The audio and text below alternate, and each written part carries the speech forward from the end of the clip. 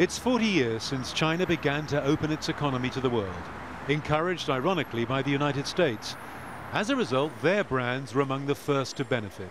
Now, Chinese government officials are warning that 4 decades of cooperation is being recklessly endangered.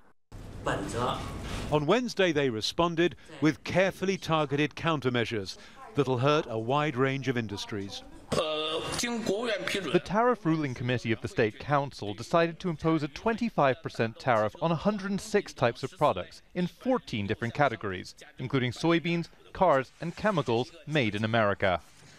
No mention, though, of aviation, but on the Commerce Ministry website it says aircraft between 15 and 45 tons will be subject to the 25% levy. A Boeing 737-800 falls into that category.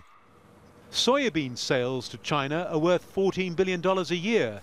General Motors sells more cars here than in the United States. Earlier this week, China announced tariffs on a more modest $3 billion worth of Chinese imports, including nuts, fruit, wine and pork. That was a response to new levies on Chinese steel and aluminium. This is not the smoke before the fire. This is the real fire, the real trade war. The war is ongoing. You don't necessarily need to impose the tariff or ban imports to start a trade war.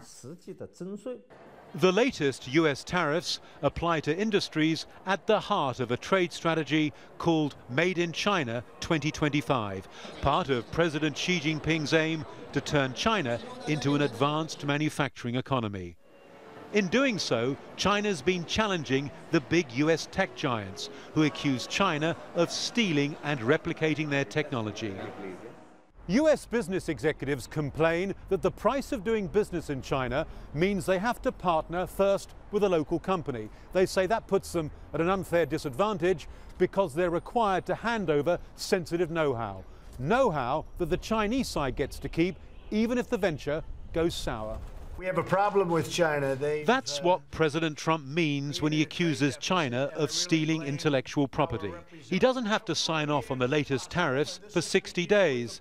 That leaves time for negotiation, but not much. Adrian Brown, Al Jazeera, Beijing.